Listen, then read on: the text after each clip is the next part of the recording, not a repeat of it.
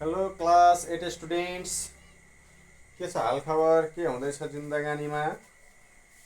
Today again, आज पनि फेरि तपाईँहरूकै होइन हेल्पको लागि, तपाईँहरूकै पढाइमा, तपाईँहरूको सिकाइमा केही थप सहज हुन सक्छ कि भनेर हजुरहरूको लागि एउटा क्वेसन्स लिएर आएको छु, जुन चाहिँ इक्जाम टाइम क्वेसन्स रहेको छ। क्वेसन्स हाम्रो यस्तो रहेको छ, the members of overlapping set A and B are shown in the adjoining Venn diagram.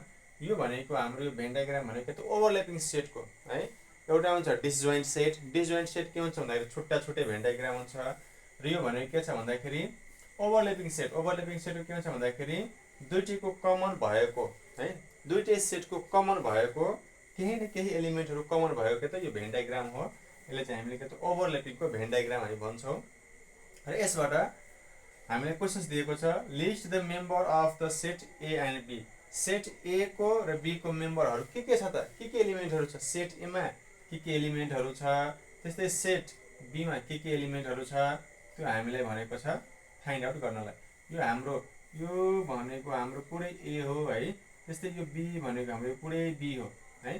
त्यस्तै हामीले अब ए इक्वल टु लेख्न सक्छौँ हामीले है। यहाँ भनेको छ list the member of the set A and B. Set A को र बी को मेम्बरहरू के छ त्यो लेख्न भनेको छ।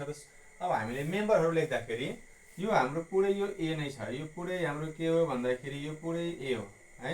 अब एमा के मेम्बरहरू छ त भन्दाखेरि यो गोलभित्र के मेम्बर त्यो लेख्नु पर्ने हुन्छ, 4 6 8 9 10।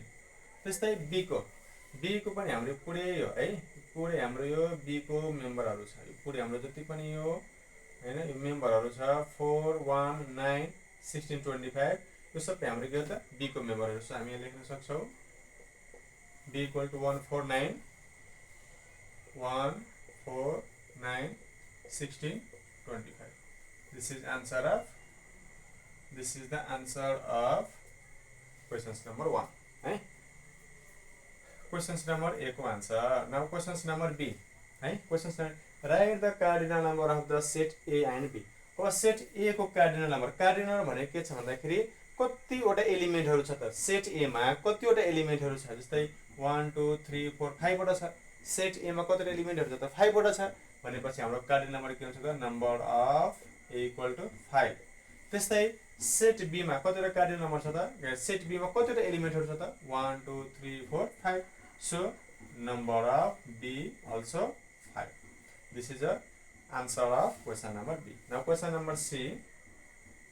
क्वेसन नम्बर सी मा के भनेको छ, list the member which belongs to set A and be.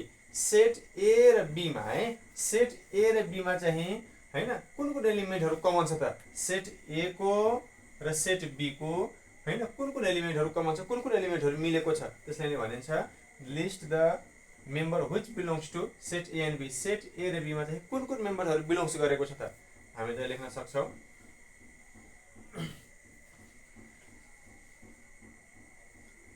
the set of लेख्न सक्छौँ the set of member, the set of MEMBER, the set of members which belongs to set A and B equal to set A र B मा है, set A र B मा चाहिँ कुन मिलेको छ त। अब हामीले भेन डायग्रामबाट पनि हेर्न सक्छौँ, यो भनेको है यो एरिया भनेको दुईटै सेटमा मिलेको एलिमेन्टहरूको यो एरिया हो है। दुईटै सेटमा कुन एलिमेन्टहरू मिल्छ त, कुन एलिमेन्टहरू कमन हो त्यो लेख्ने एरिया भनेको यहाँ हाम्रो कुन छ त 4 एन्ड 9। हामी लेख्न सक्छौँ 4 एन्ड 9। यहाँबाट पनि हामी लेख्न सक्छौँ 4 4 9 9। अरू कुनै मिलेको छ त छैन है। हाम्रो भयो सी नम्बरको answer. Now questions D. D नम्बरको आन्सर हेरौँ, list the member which belongs to only A. अब ए मा मात्र अब है, ए मा मात्र भएको, जस्तै बी को एलिमेन्टहरू चाहिँ के त एबाट हटाइदिने हो है।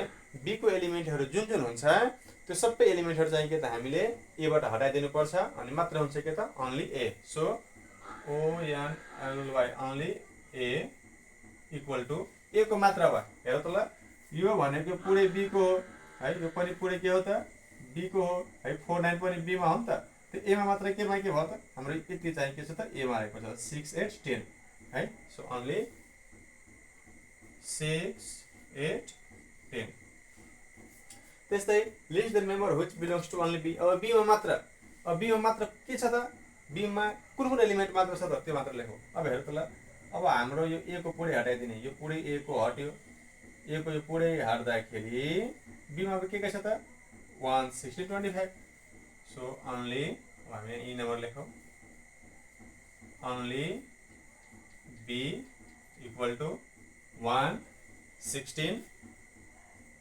25 द्याट इज आन्सर है ओके क्लास 8 स्टुडेन्ट्स हजुरहरूको लागि यो भिडियो हेल्पफुल हुन्छ भनेर म लिएर आएको छु मन परे प्लिज फलो गर्नु होला लाइक गर्नु होला कतै यदि फेरि कतै बुझेको छैन भने कमेन्ट पनि गर्नु होला ताकि यस्तै भिडियोहरू फेरि हेरेर म आउँछु हस्त धन्यवाद